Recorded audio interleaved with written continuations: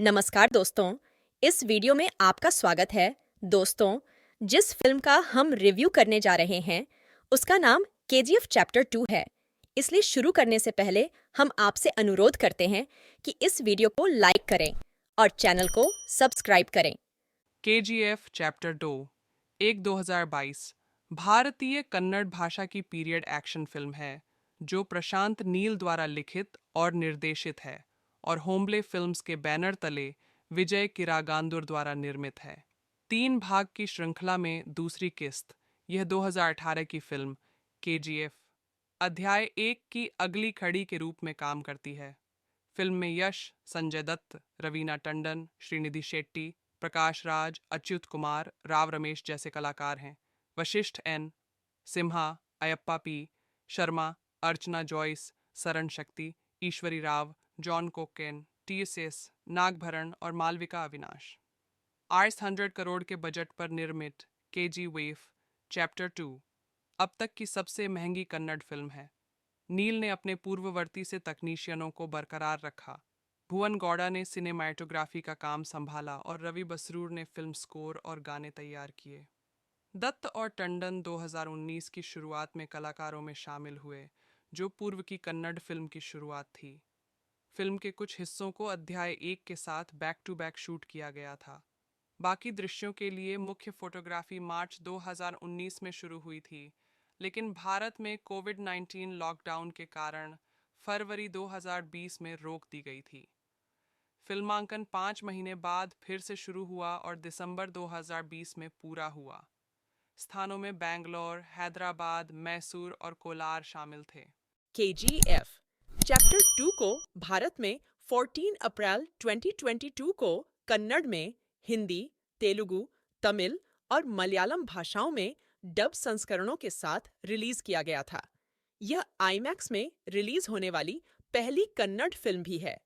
Film को समीक्षकों से मिली-जुली समीक्षा मिली। इसने भारत में दूसरा सबसे ज्यादा ओपनिंग वाला दिन दर्ज किया।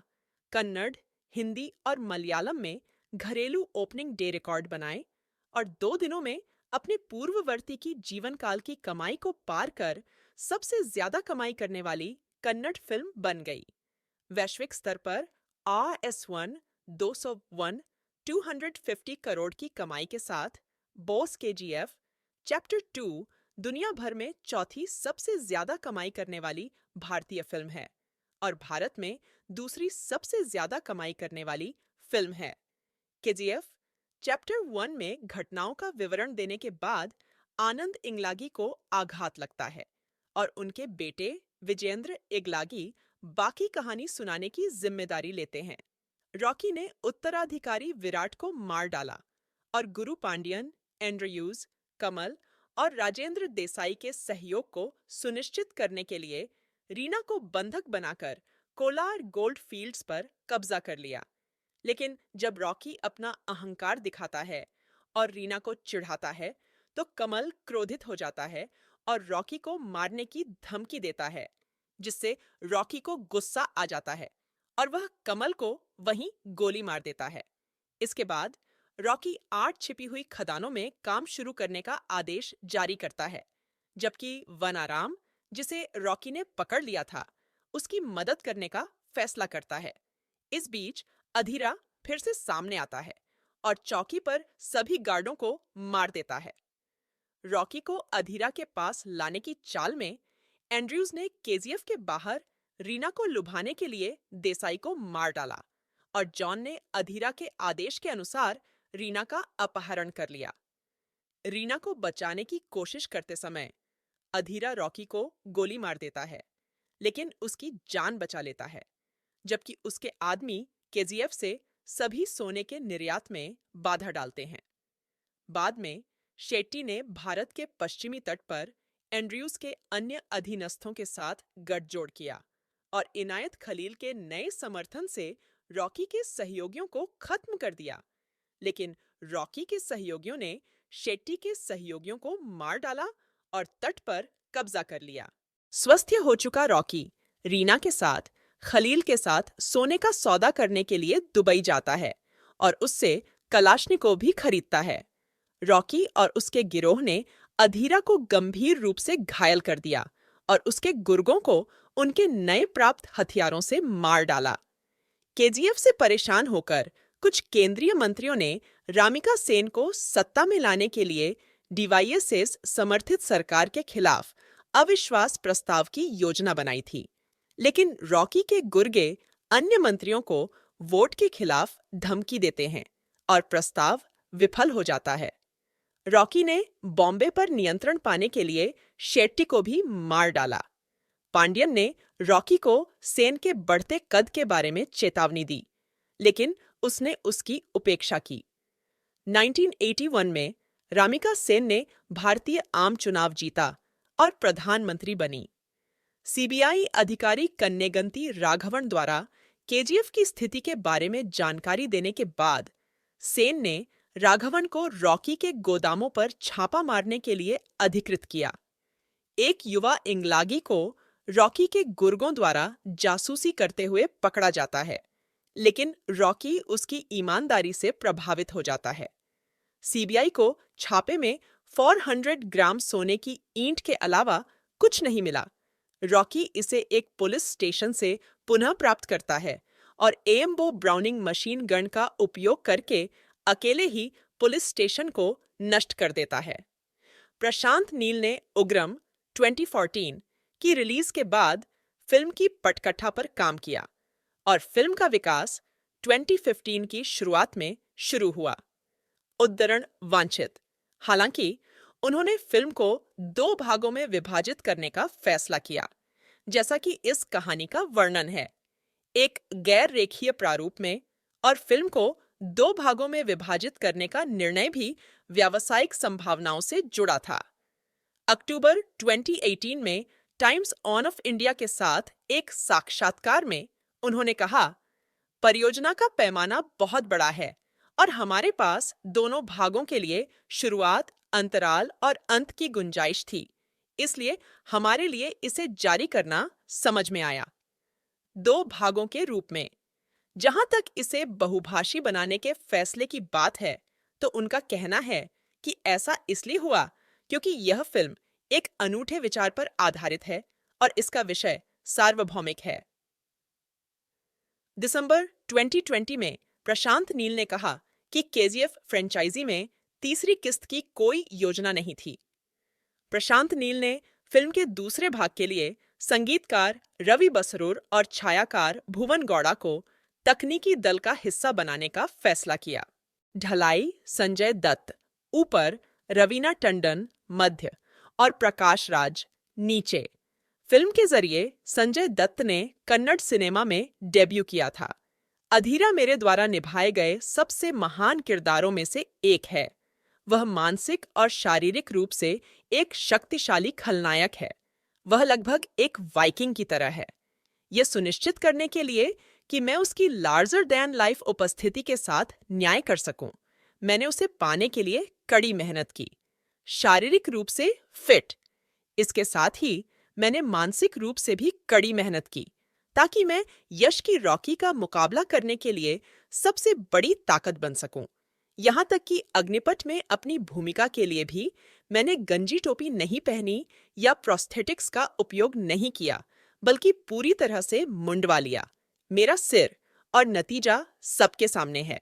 संजय दत्त के जीएफ चैप्टर 2 में अपनी भूमिका के बारे में, जबकि यश, श्रीनिधि शेट्टी, वशिष्ठ एन सिम्हा, अच्युत कुमार, मालविका अविनाश, टीएस नागभरण और पहले भाग के अन्य शेष कलाकारों ने अपनी अपनी भूमिकाएं दोहराई हैं। संजय दत्त को फरवरी 2019 में एक महत्वपूर्ण भूमिका के लिए चुना गया था। मीडिया अफवाहें हैं कि रवीना टंडन फिल्म में दिखाई देंगे। इसकी चर्चा फरवरी 2019 से ही शुरू हो गई थी। टाइम्स ऑन ऑफ इंडिया की एक समाचार रिपोर्ट ने पुष्टि की कि टंडन फिल्म में प्रमुख भूमिका में दिखाई देंगे। श्रीनिधि एक ब्रेकआउट स्टार बनने के बावजूद पूर्ववर्ती की रिलीज के बाद उन्होंने फिल्म की शूटिंग शुरू करने के लिए 7 फिल्मों को अस्वीकार कर दिया। निर्माताओं ने अप्रैल 2019 में उन महत्वाकांक्षी अभिनेताओं के लिए एक ऑडिशन की मेजबानी की जो फिल्म के कलाकारों का हिस्सा बनना चाहते हैं। 29 जुलाई 2019 को संजय दत्त को मुख्य प्रतिपक्षी अधीरा की भूमिका निभाने के बारे में पता चला, जो उनकी कन्नड़ शुरुआत थी। उन्होंने अपने किरदार की तुलना थानोस से की और खुलासा किया कि इसे डरावने मेकअप के साथ एक खतरनाक चरित्र के रूप में दिखाया गया था, और कहा कि यह एक ऐसी भूमिका थी जिसकी उन्हें तलाश थी। रवीना टंडन को प्रधानमंत्री रामिका सेन की भूमिका निभाने की सूचना मिली थी और कहा गया कि यह चित्रित करना एक कठिन चरित्र था। तेलुगु अभिनेता राव रमेश को मई 2019 में एक महत्वपूर्ण भूमिका में लिया गया था और तमिल अभिनेता सरण शक्ति को अगस्त 2019 में लिया गया था। 26 अगस्त 2020 को जब फिल्मांकन फिर से शुरू हुआ तो प्रकाश राज को भी एक महत्वपूर्ण किरदार निभाने का पता चला। दिसंबर 2018 में अपने पूर्ववर्ती की रिलीज से पहले निर्माताओं ने इसके दूसरे भाग की 20% शूटिंग की और चालक दल जनवरी 2019 तक डबल शिफ्ट में चला गया। 4 जनवरी को यह घोषणा की गई कि उन्होंने 15% शूटिंग पूरी कर ली है और योजना बनाई 2019 की गर्मियों में फिल्म की शूटिंग फिर से शुरू करने के लिए। KGF चैप्टर 2 का फिल्मांकन 13 मार्च 2019 को औपचारिक पूजा समारोह के साथ हैदराबाद में शुरू हुआ।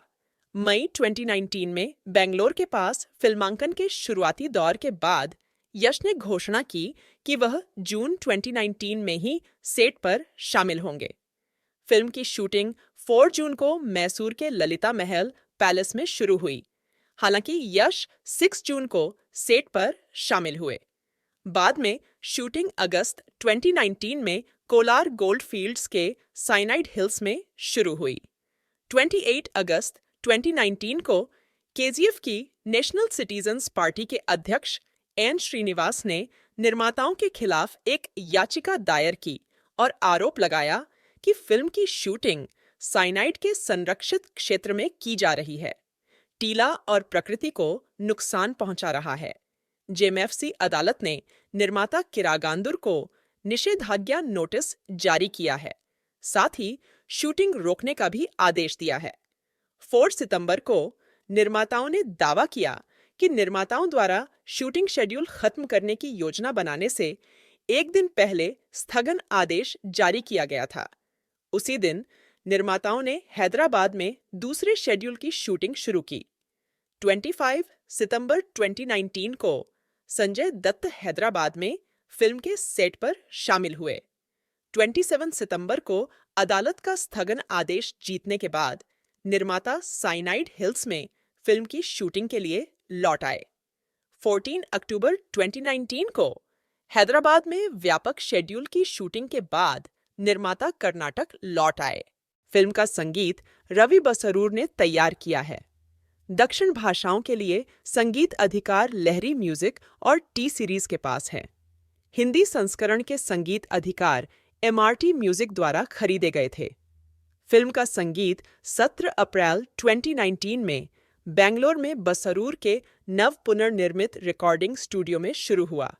हालांकि मार्च 2020 के मध्य में कोविड-19 महामारी के कारण संगीत उत्पादन बाधित हो गया था, जिसे मई के दौरान फिर से शुरू किया गया था।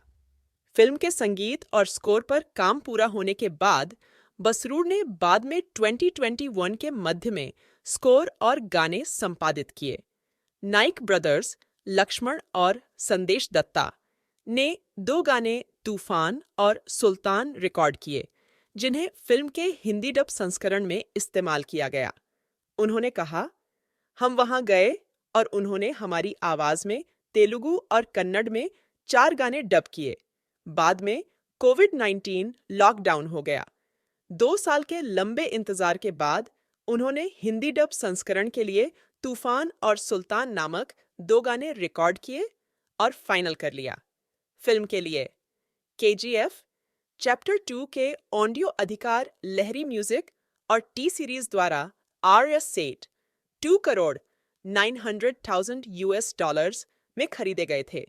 21 मार्च 2022 को एल्बम का पहला एकल शीर्षक तूफान जारी किया गया था। गीत में कोलार की सोने की खदानों में गुलाम लोगों के उद्धारकर्ता के रूप में रॉकी यश के उदय को दर्शाया गया है, जैसा कि पूर्ववर्ती कथानक में दर्शाया गया है। रिलीज होने के 24 घंटों के भीतर इसे 26 मिलियन से अधिक बार देखा गया।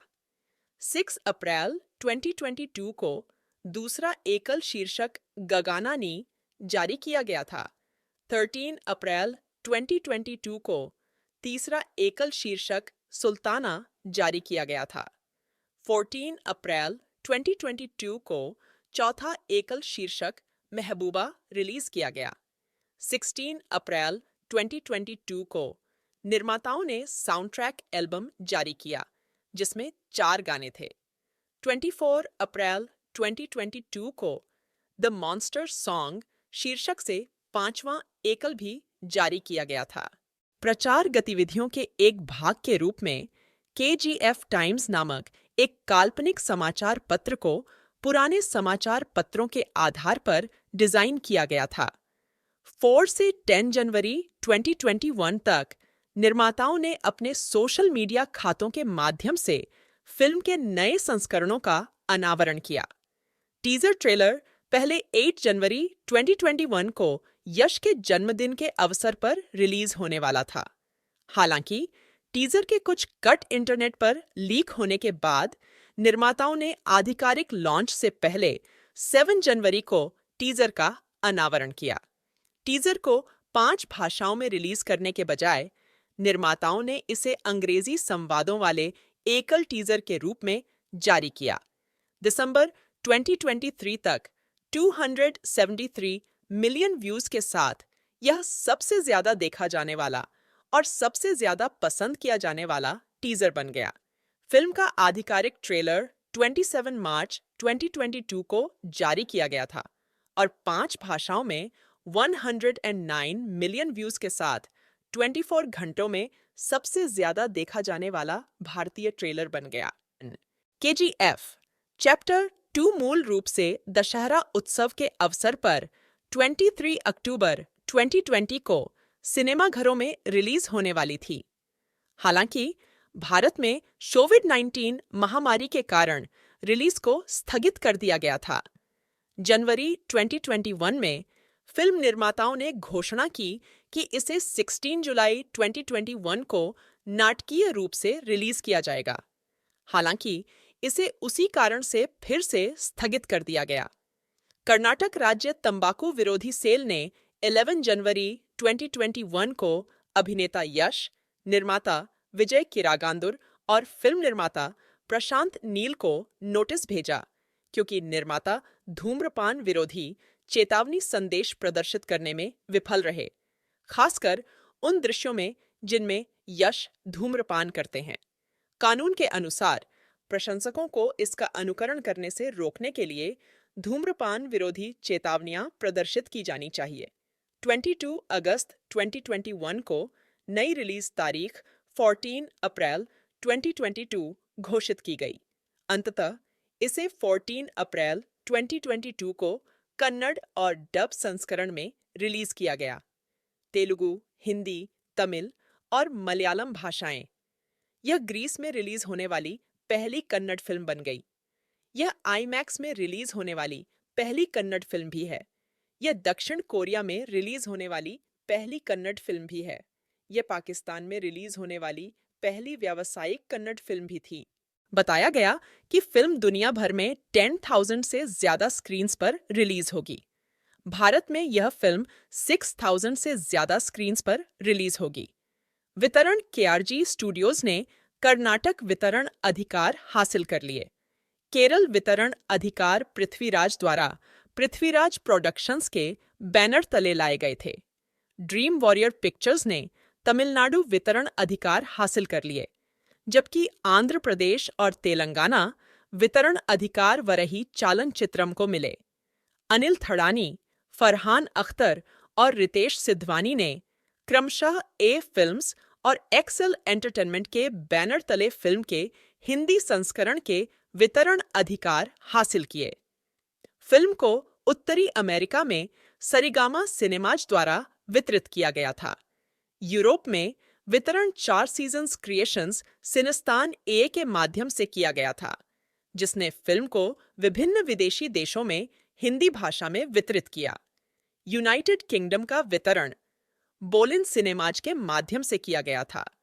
राधा कृष्ण एंटरटेनमेंट्स ने फिल्म को ऑस्ट्रेलिया, न्यूजीलैंड, फिजी और पापुआ न्यू गिनी में वितरित किया। यह फिल्म मलेशिया, सिंगापुर, जीसीसी क्षेत्रों और अफ्रीकी देशों में भी वितरित की गई थी। जी नेटवर्क ने कन्नड़, तेलुगु, तमिल और मलयालम संस्करणों के सैटेलाइट अधिकार हासिल कर लिए। सोनी मैक्स ने हिंदी संस्करण के सैटेलाइट अधिकार हासिल कर लिए। फिल्म के डिजिटल स्ट्रीमिंग अधिकार सभी 5 भाषाओं के लिए अमेजन प्राइम वीडियो को बेचे गए हैं। 16 मई 2022 को अमेजन प्राइम वीडियो ने घोषणा की कि यह फिल्म अब प्राइम और नॉन प्राइम दोनों ग्राहकों के लिए अमेजन प्राइम वीडियो इंडिया पर Rs9 में शुरुआती एक्सेस रेंटल के लिए सभी 5 भाषाओं में उपलब्ध है। फिल्म को 3 जून 2022 से कन्नड़ और हिंदी, तमिल, तेलुगु और मलयालम भाषाओं के डब संस्करणों में अमेजन प्राइम वीडियो पर डिजिटल रूप से स्ट्रीम किया गया था। फिल्म के मूल कन्नड़ भाषा संस्करण का टेलीविजन पर प्रीमियर 20 अगस्त 2022 को जी कन्नड़ पर किया गया था। तेलुगु भाषा संस्करण का प्रीमियर 21 अगस्त 2022 को जय तेलुगु पर किया गया था। तमिल भाषा संस्करण का प्रीमियर 31 अगस्त 2022 को जी तमिल पर किया गया था। हिंदी भाषा संस्करण का प्रीमियर 18 सितंबर 2022 को सोनी मैक्स पर किया गया था। समीक्षा एग्रीगेटर वेबसाइट रॉटन टोमेटोज पर 12 आलोचकों में से 42% समीक्षाएं सकारात्मक हैं, जिनकी औसत रेटिंग 5/10 है। बॉलीवुड हंगामा के तरण आदर्श ने फिल्म को 5 में से 4.5 स्टार दिए और निर्माण के सभी प्रमुख पहलुओं की सराहना करते हुए कहा कि इसमें एक ताज़ा अंतर्राष्ट्रीय लुक है और यह बिल्कुल भी क्षेत्रीय फिल्म की तरह नहीं दिखती है। फर्स्ट पोस्ट की सुबह जे राव ने फिल्म को 5 में से 4 स्टार दिए और लेखन और अवधारणा को अध्याय 1 की तुलना में कहीं बेहतर पाया। टाइम्स ऑफ इंडिया की सुनैना सुरेश ने भी इसे 5 में से 4 स्टार दिए और इसी तरह पाया कि नील और यश एक सीक्वल देने में कामयाब रहे हैं, जो पहले भाग की तुलना में अधिक प्रभावशाली लगता है। डेक्कन हेराल्ड के विवेक एमवी ने फिल्म को 5 में से 3.5 स्टार रेटिंग दी, जैसा कि इंडिया टुडे के जननी के ने किया, जिन्होंने चरमोत्कर्ष को रेचक और शानदार ढंग से शूट किया गया बताया, लेकिन पूरे असमान गति की आलोचना की। 5 में से 3 सितारों के साथ द न्यूज़ मिनट के शुक्ला जी ने लिखा, कुछ कमियों के बावजूद दर्शक इसकी अद्भुत कल्पना और अविश्वसनीय तकनीकी चालाकी के लिए फिल्म को हमेशा याद रखेंगे। लहरन के भारती प्रधान ने फिल्म को 5 में से 2 स्टार दिए और कहा कि रॉकी इंडियन डिस्टोपिया का डॉन था। दी फ्री प्रेस जर्नल के रोहित भटनागर ने फिल्म को 5 में से 2.5 स्टार रेटिंग दी और लिखा, केजीएफ चैप्टर 2 में जनता को प्रभावित करने के लिए हर संभव सामग्री है, लेकिन यथार्थवाद खोजना एक बड़ी मनाही है। Rediff.com की सुकन्या वर्मा ने फिल्म को 5 में से 2.5 स्टार दिए और कहा, टेस्टोस्टेरोन तर्क नहीं, केजीएफ फ्रेंचाइजी के पीछे की प्रेरक शक्ति है, लेकिन उन्होंने पतले आधार पर कुछ ताकत लगाने के लिए प्रदर्शन की प्रशंसा की। और उत्पादन डिजाइन द इंडियन एक्सप्रेस की शुभ्रा गुप्ता ने 5 में से 1.5 स्टार दिए और पटकथा या गति से प्रभावित नहीं हुई। उन्होंने लिखा कि फिल्म अतीत और वर्तमान के बीच बेतरतीब ढंग से घूमती है। 5 में से 2.5 स्टार के साथ स्क्रॉल इन की नंदिनी रामनाथ ने फिल्म को 5 में से 2.5 स्टार दिए और पाया कि फिल्म अध्याय 1 की तुलना में कम अराजक है, लेकिन उन्हें लगा कि यह लगातार उछाल से पीड़ित है समय अंतरिक्ष सातत्य में। एनडीटीवी के सिब्बल चटर्जी ने इसे 5 में से 2 स्टार रेटिंग दी और लिखा, यह फिल्म उन लोगों का काम है जिनके पास पिचिंग और ध्वनि डिजाइन के मामले में मॉड्यूलेशन या संयम की सबसे धुंधली समझ नहीं है, लेकिन थी यश के अभिनय की सराहना। न्यूज हाना के लिए लिखते हुए सोनिल देदिया ने केजीएफ चैप्टर 2 को ओनल स्टॉप खींची गई मनोरंजन फिल्म कहा और कहा कि जब नॉन स्टॉप रोमांच, मूड और शैली की बात आती है तो यह अच्छा प्रदर्शन करती है। हिंदुस्तान टाइम्स की मोनिका रावल कुकरेजा को लगा कि फिल्म प्रचार के लायक है और लंबे समय में सामने आए बेहतरीन सीक्वल में से एक है, और उन्होंने यश को बिल्कुल अविस्मरणीय बताया। द हिंदू के श्रीवत्सन एस ने फिल्म को पुरुष विषाक्तता का त्योहार करार दिया, लेकिन महसूस किया कि नील ने पहले भाग की कुछ गलतियों को सुधार लिया है। उन्होंने लिखा, केजीएफ अध्याय 2 को देखने का केवल एक ही तरीका है, आपके लिए काम करें, और वह है उस पागलपन में भाग लेना जो यह प्रदान करता है। केजीएफ चैप्टर 2 ने अपनी रिलीज के पहले दिन दुनिया भर में $68 करोड़ 21 यूएस डॉलर्स मिलियन का कलेक्शन किया।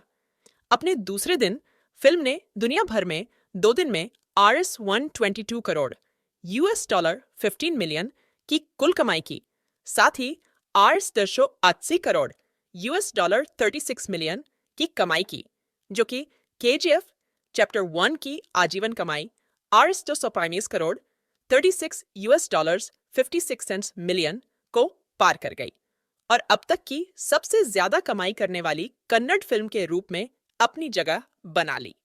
अपने तीसरे दिन फिल्म ने अनुमानतः दुनिया भर में $4 करोड़ 13 यूएस डॉलर्स मिलियन और 3 दिन में कुल $90 करोड़ 49 यूएस डॉलर्स मिलियन की कमाई की। अपनी रिलीज के चौथे दिन फिल्म ने विश्वव्यापी बॉक्स ऑफिस पर $85 करोड़ 69 यूएस डॉलर्स मिलियन का आंकड़ा पार कर लिया। अपनी रिलीज के 5वें दिन फिल्म ने दुनिया भर में $625 करोड़ 78 यूएस डॉलर्स मिलियन से अधिक की कमाई की। छठे दिन का कलेक्शन RSS के 57 करोड़ 85 यूएस डॉलर्स मिलियन रहा। फिल्म का पहले हफ्ते का collection RSS 19 crore 90 US dollars million था। फिल्म ने 14 दिनों में RS1 006 crore 130 US dollars million की कमाई की और दुनिया भर में 1000 करोड़ का आंकड़ा पार करने वाली चौथी भारतीय फिल्म बन गई और बाहुबली 2 द कंक्लूजन के बाद RS 1000 करोड़ इकट्ठा करने वाली दूसरी सबसे तेज फिल्म बन गई, जबकि फर्स्ट पोस्ट ने बताया कि फिल्म ने 1100 करोड़ की कमाई की। पिंकविला ने 10वें सप्ताह के अंत में कलेक्शन RS 90 करोड़ होने की सूचना दी, जबकि द न्यू इंडियन एक्सप्रेस और DNA इंडिया ने बताया कि दुनिया भर में कलेक्शन लगभग RS1 200 करोड़ होगा। RS1 216 करोड़। रिलीज के पहले दिन KGF चैप्टर 2 ने बॉक्स ऑफिस पर RS 5 crore 17 US dollars million का कलेक्शन किया, जो कि RR के बाद भारत में दूसरा सबसे बड़ा शुरुआती दिन था। हिंदी संस्करण ने पहले दिन बॉक्स ऑफिस पर RS 95 crore 6 US dollars 80 cents million की कमाई की, जिससे यह हिंदी में किसी फिल्म के लिए पहले दिन का सबसे अधिक कलेक्शन बन गया, जो किसी भी भारतीय फिल्म के पहले दिन के कलेक्शन से भी अधिक है। दक्षिण भारत को छोड़कर इस फिल्म ने कर्नाटक में किसी कन्नड़ फिल्म के लिए अब तक का सबसे बड़ा ओपनिंग डे रिकॉर्ड किया। इसने मलयालम, केरल में पहले दिन का रिकॉर्ड भी बनाया। 4 दिनों के अंत में RS 842 करोड़ की कमाई के साथ इसने घरेलू शुरुआती सप्ताहांत में सबसे अधिक कमाई करने वाली सूची में पहला स्थान हासिल कर लिया। हिंदी संस्करण ने अपनी रिलीज के 5वें दिन बॉक्स ऑफिस पर RS 56 crore 27 US dollars million की कमाई की। अपनी रिलीज के 5वें दिन तमिल संस्करण ने अकेले चेन्नई में लगभग 62 लाख की कमाई की और तमिल फिल्म बीस्ट के कलेक्शन को पीछे छोड़ दिया। हिंदी संस्करण 7 दिनों में आस 250 करोड़ यूएस डॉलर 31 मिलियन को पार करने में कामयाब रहा, जिससे यह ऐसा करने वाला सबसे तेज संस्करण बन गया और बाहुबली 2 द कंक्लूजन 8 दिन के पिछले रिकॉर्ड को तोड़ दिया। हिंदी संस्करण ने 12 दिनों में RSTs crore US dollar 40 million का संग्रह किया और हिंदी भाषा में RS 300 करोड़ क्लब में 10वां प्रवेशकर्ता बन गया। फिल्म ने 15 दिनों में भारत में RS 1 crore US dollar 100 million की कमाई की और भारत में तीसरी सबसे ज्यादा कमाई करने वाली फिल्म बन गई। हिंदी संस्करण ने 16 दिनों में RS 306 crore US dollar 44 million कमाए और हिंदी भाषा में तीसरी सबसे अधिक कमाई करने वाली फिल्म बन गई। फिल्म ने तमिलनाडु में RS 100 करोड़ की कमाई की। ऐसा करने वाली यह पहली कन्नड़ और दूसरी गैर तमिल फिल्म बन गई। 26 दिनों में RS 70 करोड़ के कलेक्शन के साथ यह तमिलनाडु में 9वीं सबसे ज्यादा कमाई करने वाली फिल्म बन गई। RS 22.06 करोड़ के सकल संग्रह के साथ यह पश्चिम बंगाल में RS 20 करोड़ का आंकड़ा पार करने वाली दूसरी फिल्म बन गई। यह ओडिशा में RS 10 करोड़ से अधिक की कमाई करने वाली पहली फिल्म बन गई और केरल में RS 5 करोड़ के आंकड़े तक पहुंचने वाली सबसे तेज फिल्म बन गई। गृह क्षेत्र कर्नाटक में इसने रिलीज के केवल 25 दिनों में RS 175 crore US dollar 22 million से अधिक की कमाई की है। तमिल संस्करण ने RS 5 crore US dollar 13 million crore से अधिक की कमाई की और तमिलनाडु में 9वीं सबसे अधिक कमाई करने वाली फिल्म बन गई। हिंदी संस्करण ने दंगल RS 38 करोड़ का रिकॉर्ड तोड़ते हुए RS 88 crore 53 US dollars million से अधिक की कमाई की और Baahubali 2 the conclusion RS 51 crore के बाद दूसरे स्थान पर पहुंच गया। RS 1000 करोड़ के घरेलू कलेक्शन के साथ यह फिल्म भारत में दूसरी सबसे ज्यादा कमाई करने वाली फिल्म बन गई। हिंदी संस्करण RS 500 crore US dollar 50 million के शुद्ध संग्रह का आंकड़ा पार करने में कामयाब रहा। यह बाहुबली 2 द कंक्लूजन के बाद ऐसा करने वाली दूसरी फिल्म बन गई। फिल्म ने 26 दिनों में भारतीय बॉक्स ऑफिस पर 5.05 करोड़ फुटफॉल दर्ज किए। फिल्म ने 33 दिनों में भारतीय बॉक्स ऑफिस पर RS 1,000 crore 130 US dollars million की कमाई की और भारत में दूसरी सबसे ज्यादा कमाई करने वाली फिल्म बन गई और साथ ही घरेलू बाजार में RS 1000 करोड़ की कमाई करने वाली दूसरी भारतीय फिल्म बन गई। मूवी ने कर्नाटक से RS 88 crore 23 US dollars million, Telugu राज्यों से RS 139 करोड़ 17 मिलियन, तमिलनाडु में RS 1 करोड़ 14 मिलियन और केरल से RS 8 करोड़ 8.5 मिलियन का सकल संग्रह किया। नाट्य प्रदर्शन के अंत तक हिंदी और शेष भारत से RS 22 करोड़ 66 मिलियन, सकल घरेलू संग्रह RS 8 करोड़ बताया गया। फिल्म ने उत्तरी अमेरिकी बॉक्स ऑफिस पर प्रीमियर शो से 1 मिलियन से अधिक की कमाई के साथ शुरुआत की। इसने पहले दिन ऑस्ट्रेलिया में 80 स्थानों से $225,892 और न्यूजीलैंड में 26 स्थानों से $39,372 एकत्र किए।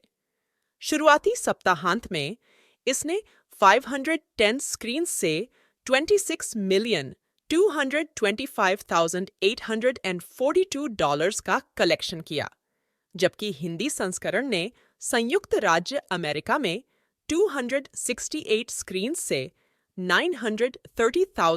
$527 का कलेक्शन किया।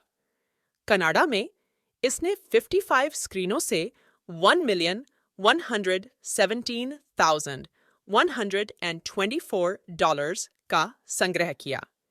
इसने यूनाइटेड किंगडम में 182 स्क्रीनों से £598,000 $819,178.08 की कमाई की।